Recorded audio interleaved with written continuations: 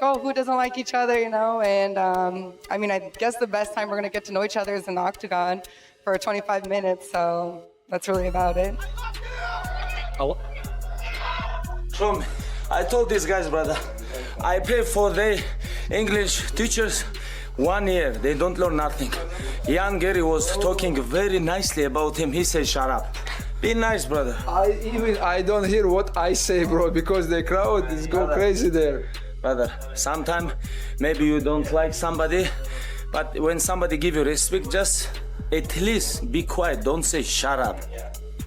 Bro, also, it's not good when somebody talking and jump and say something, bro. Let me finish. Interrupt. You wanna say it's not good when you talk, when somebody interrupt you.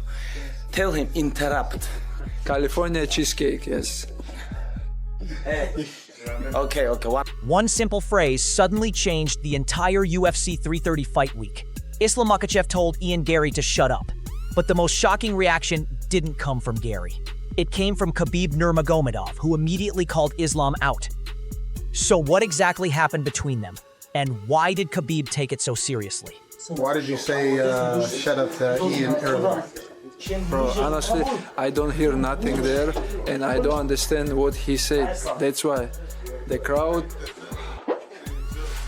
they all go crazy. That's why I don't hear. So it was no disrespect. It was just you. It's no disrespect. It's okay. Ian Garry isn't treating this like just another title fight. For him, this is the moment he imagined since he was a teenager. But while the crowd reacts to him, Garry makes one thing clear. This is exactly where he always wanted to be. When I beat him, you'll all shut your fucking mouth and you'll call me great. Ian, clearly you're having fun with the crowd. Are you a little bit surprised? Why don't these people like you? I couldn't give a f. I couldn't care less. My little boy's here laughing at me, smiling at me, making faces. I'm living the dream. Islam's here. I get to show up on Saturday night and fight for a world title. I dreamt of this dream when I was a 16-year-old kid. I dreamt of being a UFC fighter. I dreamt of having the ability to fight for a UFC world title. And this weekend, on August 15th in Philadelphia, Pennsylvania, all of my dreams come true, and And that dream comes with a very specific strategy. Garry believes he can control not just the distance, but the entire rhythm of the fight. He calls it master manipulation. But can that strategy actually work against Islam? Master manipulation. That's what it's called. Movement at the highest level. It's called master manipulation. I move, I choose shots, I force him where I want him to be, and then I take my time to choose the right shots. Islam's a phenomenal talent. He's a phenomenal athlete.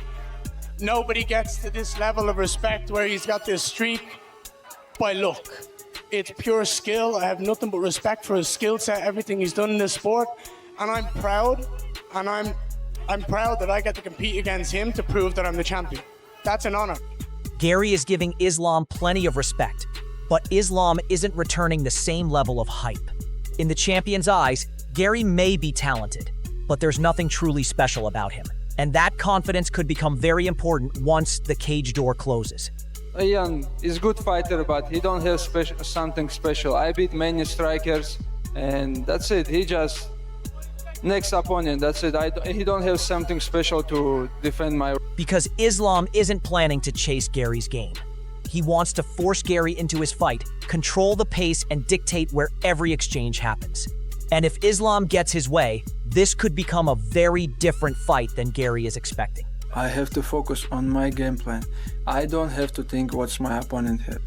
I don't want to thinking about this, I just know I have everything to defend him, and I have all skills more skills more than him. That's why when you step to the cage, you have to dictate what's gonna be happening, how it's gonna go, who is gonna forward, who is gonna go back. Champion have to control, it's just my plan. I will control, I will step to the cage, and I will do my best. But what happens when Islam's pressure meets Ian Garry's movement? Demetrius Johnson believes this could become a highly technical battle, where every second matters. He favors Islam, but there's a major question hanging over this matchup. Can Islam actually catch Garry? Because if Garry keeps his distance, the fight could go the full distance. But if Islam gets him down, Mighty Mouse believes the ending could come very quickly. It won't be a rock'em sock'em bloody. It's not going to be Rory McDonald versus Robbie Lawler. It's not going to be that fight. It's going to be a very, very high technical fight. So boys, who do I have winning against Ian Garry versus Islam Makhachev? I'm going to go with Islam Makhachev. I think Islam Makhachev can win the fight anywhere. Now, do we think Islam Makhachev is going to win by decision or a finish? Islam said he's going to get it done. Islam said he's going to get it done within 3 rounds.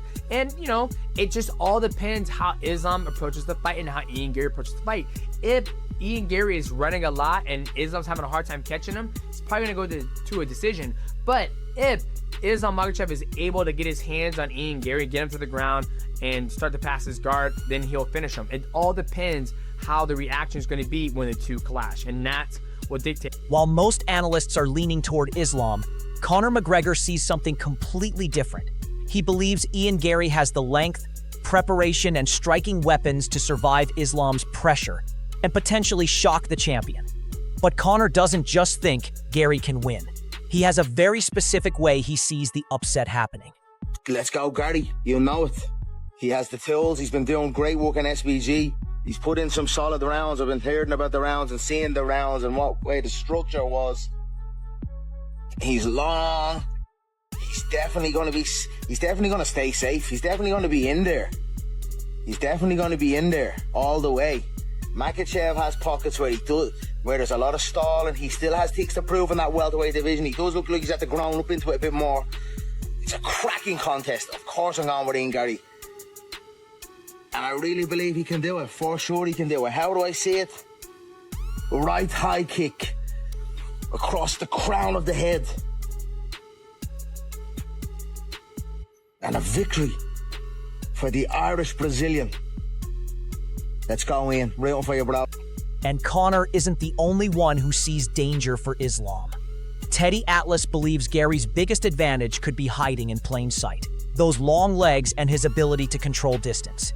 If Garry can keep Islam outside, he may force the champion to fight a completely unfamiliar battle. Because of those physical assets and his kicks, those long legs. And that gives him a chance to catch Makhachev while standing and striking before Makhachev can get in range to catch him. Gives him a chance with the jab, gives him a chance with the straight right hand, set the table with the jab, eat with the right hand, gives him a chance again with the kicks, gives him a chance to control the outside, gives him a chance to maybe walk Makhachev through a bad neighborhood and try to mug him. Makhachev don't get mugged, but a chance. That's all I'm looking for. But Atlas takes it even further. He isn't predicting an easy win for Garry, but he believes the Irishman has enough physical, technical, and mental advantages to create a genuine upset. And there's one factor that could completely disrupt Islam's biggest weapon, Garry's ability to avoid the takedown. He's got a chance to upset the apple cart. Oh, I said it. I'm not saying he's going to win, but the reason I give him a chance is for everything I just laid out. In the physical world, in the mental world, in the technical world, in the confidence world, in all of that. That I think that he has, if he could have that special night.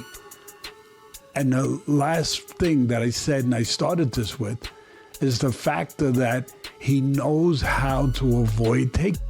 That same question is now being raised by former champion Kamaru Usman, and his warning could change how you look at this matchup. Usman believes people are making one major mistake, counting Ian Garry out simply because he's standing across from Islam Makhachev. Garry is 6'3", has the reach to control distance, a sharp jab, dangerous kicks, and the ability to get back to his feet. But there's an even bigger question.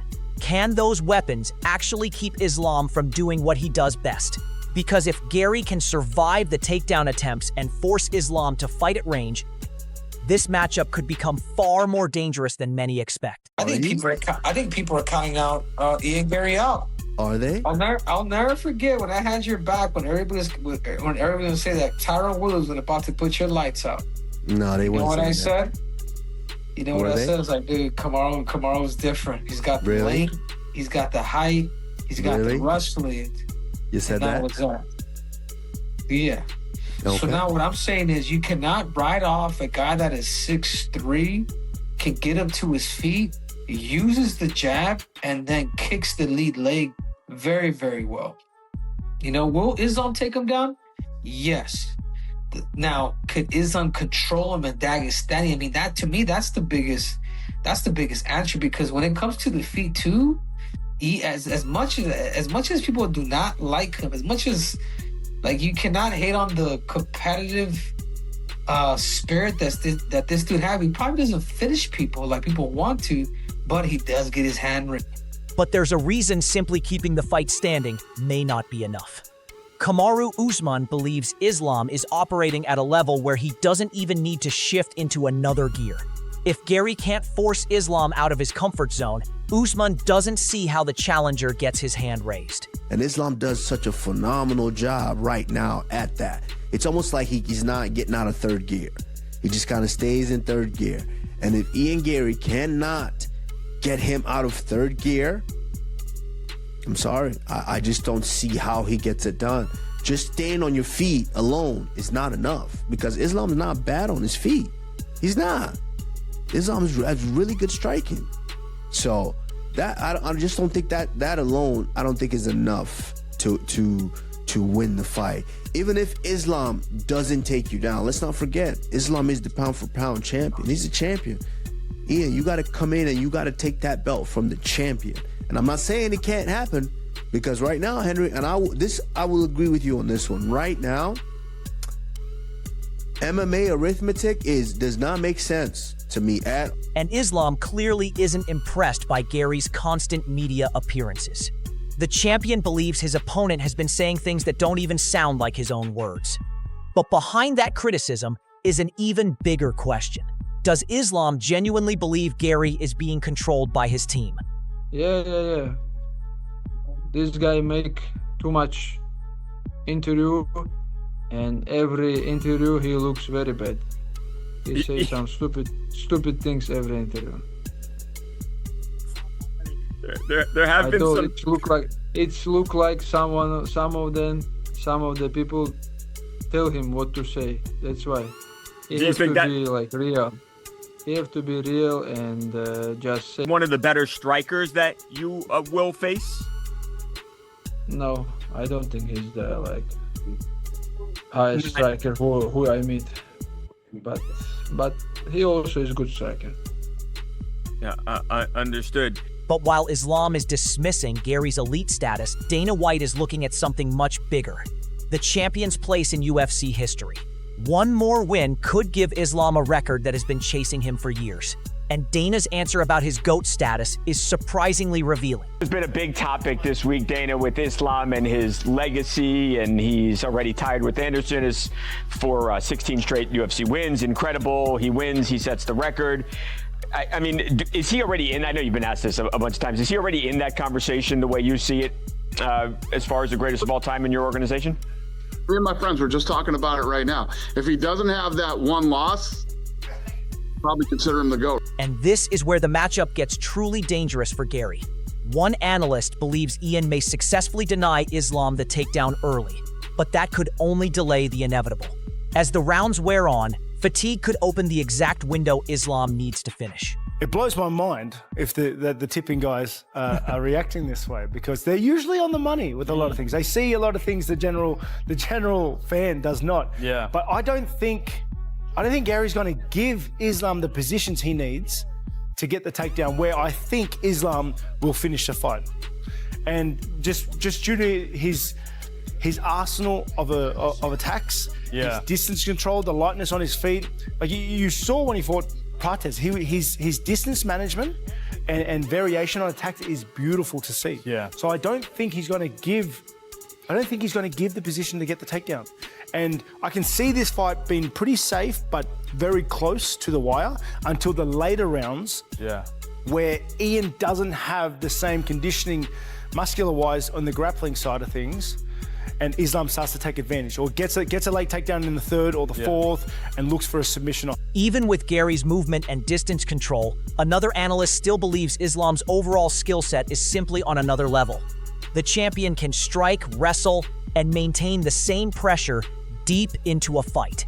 And that late round advantage could become the deciding factor. No, I hate doing this with such close fights and such high-level fighters. But gun to my head, I think I'm going to pick the betting favorite. I'm going to go Islam. I think his quality of work has shown itself to just been leagues above the competition. I'm going to go Islam. He has the skill set to take a striker 4 rounds, 5 rounds, and then capitalize on grappling, have the same strength and conditioning, the same squeeze in those later rounds as he did in the first. So I think, as you said, it is going to be a much closer fight early on, but I have to back Islam's work. But Sean O'Malley sees a completely different path to victory. He believes Garry's best weapon may not be power or wrestling. It could be frustration. Jab, move, circle, deny the takedown, and never give Islam the fight he wants. Islam's pound for pound number 1. He's moving up. He beat JDM. He's the 170-pound champ. I don't know. I think Ian's going to do a really, really good job at frustrating. I don't know if he's going to be able to frustrate Islam. He's so mentally tough. So he's been through these 25-minute fights. But I do think there's going to be a point where he's frustrating Islam. He's popping him with the jab, and he's moving. He's circling. He's not engaging. He's hitting him with it. The crowd's booing. They're staying up till 5 a.m. to watch him. And he's punching and moving. But he's doing what he has to do. That's the thing. If he doesn't do that, he might, he loses percentages to win the fight. So I do think it's going to be a little bit of a punch move. Don't engage too much. I think he's going to wrestle really well. I think he's going to not get his back pushed up against the fence. I think he's going to circle, find the center, shut down a couple. And that strategy has Sean making a bold prediction. Despite Islam's reputation as one of the most dangerous fighters alive, Sean believes Garry can survive the grappling threat and turn the fight into a decision. But his final prediction goes directly against the favorite. He thinks that Islam could just grab a hold of him and snap him in half like a fucking zucchini. But I don't know. Final prediction, I think Ian Garry's going to win a decision. I don't think it's going to be the most exciting fight ever. I think there's going to be some good back and forths, but I do think Ian Garry's going to get the job done. And then something unusual happened. One analyst actually started questioning his own prediction during fight week. He had picked Ian Garry, but the more he watched and listened, the more he began regretting that decision. When they fight, I just see Shavkat did whatever he want. He just did in the last round some small take, but I told you when Jan meets some of the guys who have good... But not everyone is changing their minds. Brendan Schaub believes a Garry victory could completely refresh the welterweight division. And despite all the criticism he's thrown at Ian before, Schaub has now come full circle and believes Garry has the skill set to pull it off. I think it would be more entertaining and fun for the division if Ian Garry were to win this fight. I am rooting for Ian Garry. I've come full circle. I'll say I lit him up with all the zesty stuff, and he's still very zesty. I do think he has the skill set to get it done.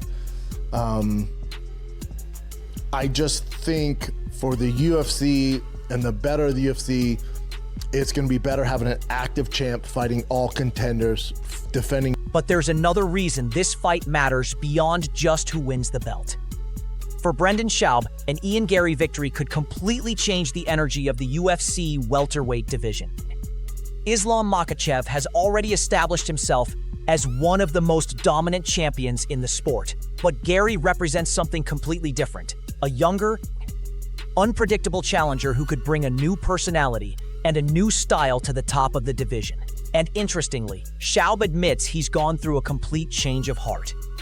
He previously criticized Garry heavily, but now he's actually rooting for him. Why? Because he believes Garry has the tools to make this matchup extremely difficult for Islam. But there's an even bigger argument here. Schaub believes the UFC would benefit from having an active champion who constantly defends the belt against new contenders. So if Garry pulls off the upset, it wouldn't just be a shocking win. It could completely reshape the future of the welterweight division. And that's exactly why Schaub believes this outcome could be better for the UFC.